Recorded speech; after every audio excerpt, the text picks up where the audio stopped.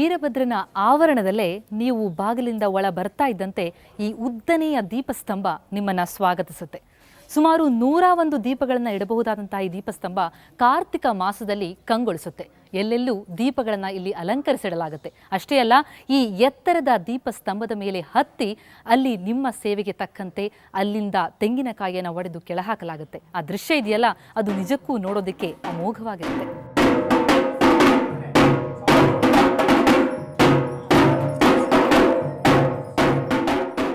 ಇಲ್ಲಿನ ಹಲವಾರು ವೈಶಿಷ್ಟ್ಯಗಳಲ್ಲಿ ದೀಪಸ್ತಂಭ ಹತ್ತಿಸೋದು ಒಂದು.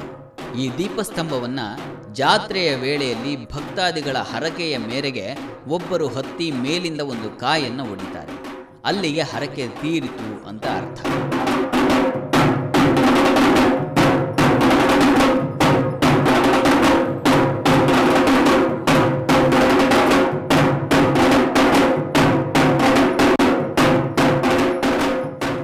ದೀಪಾವಳಿ ಅಮಾವಾಸ್ಯೆ ಪಾಡ್ಯಕ್ಕೆ ಈ ಕಂಬ ಪೂಜೆ ಆಗ್ತೈತೆ ರೀ.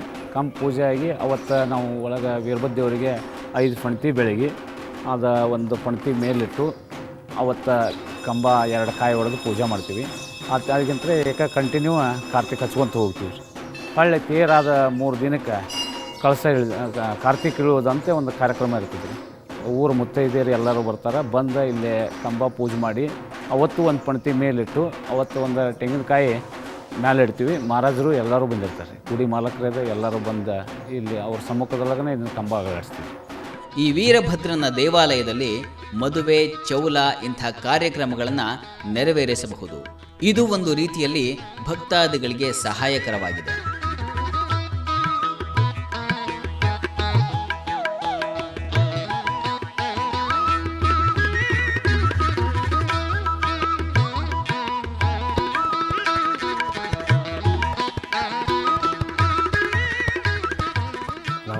ಗೊಡ್ಚಿ ಗ್ರಾಮದ ಸಮಸ್ತ ದೈವದಿಂದ ಈ ನಮ್ಮ ದೇವಸ್ಥಾನಕ್ಕೆ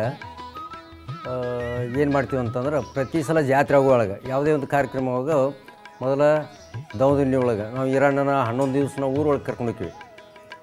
ಊರೊಳಗೆ 11 ದಿವಸ ನಾವು ಜಾತ್ರೆ ಮಾಡಿ ಪುನಃ ಒಂದು ವಿಜೃಂಭಣೆಯಿಂದ ಅವನು ತಂದು ಮತ್ತೆ ಇಲ್ಲಿ ಮೆಟ್ಟಿ ಕೂಡಿಸ್ತೀವಿ.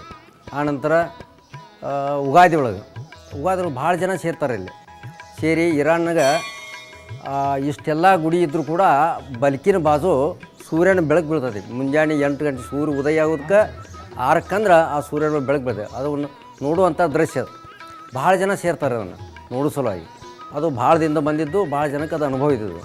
ಇಲ್ಲಿಗೆ ಬರುವಂಥ ಭಕ್ತಾದಿಗಳಿಗೆ ಅನ್ನದಾಸೋಹದ ವ್ಯವಸ್ಥೆಯನ್ನು ಕಲ್ಪಿಸಿದ್ದಾರೆ. ಪ್ರತಿನಿತ್ಯವೂ 100 ಭಕ್ತರು ಬಂದು ಇಲ್ಲಿ ಪ್ರಸಾದವನ್ನು ಸ್ವೀಕರಿಸ್ತಾರೆ.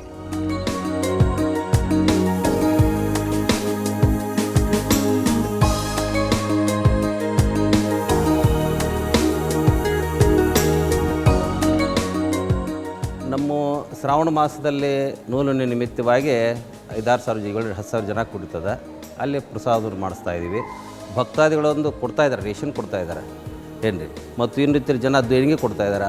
ಆ ದೇಣಿಗೆ ರೂಪವಾಗಿ ಕೊಟ್ಟಂಥದ್ದನ್ನು ರೇಷನ್ ತೊಗೊಂಬಂದು ನಾವು ಏನು ಮಾಡ್ತಾಯಿದ್ದೀವಿ ಅಂತಂದ್ರೆ, ಜನರ ಪ್ರಸಾದವನ್ನು ಮಾಡಿಸ್ತಾ ಇದ್ದೀವಿ. ಶ್ರಾವಣ ಮಾಸದಲ್ಲಿ ದಿನನಿತ್ಯ 2 ಚೀಲಕ್ಕಿ, 3 ಚೀಲಕ್ಕಿ, 4 ಚೀಲಕ್ಕಿ ಹೋಗ್ತಾಯಿದೆ.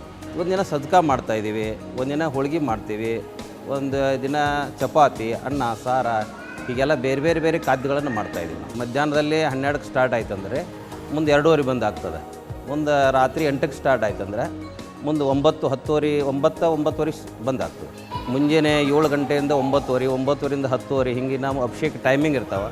ಆ ಟೈಮಿಂಗ್ದೊಳಗೆ ನಾವು ಅದು 12 ಗಂಟೆ ಆಗೋಳದ ಇಲ್ಲಿ ಸ್ಟಾರ್ಟ್ ಆಗ್ತದೆ. ಪ್ರಸಾದ ನಿಲೆ ತಯಾರಿರ್ತದೆ. ಆ ಪ್ರಸಾದವನ್ನು ನಾವು ಏನು ಮಾಡ್ತಾಯಿದ್ದೀವಿ ಅಂದರೆ ವಿತರಣೆ ಮಾಡೋಕ್ಕೆ ಪ್ರಯತ್ನ ಮಾಡ್ತಾಯಿದ್ವಿ.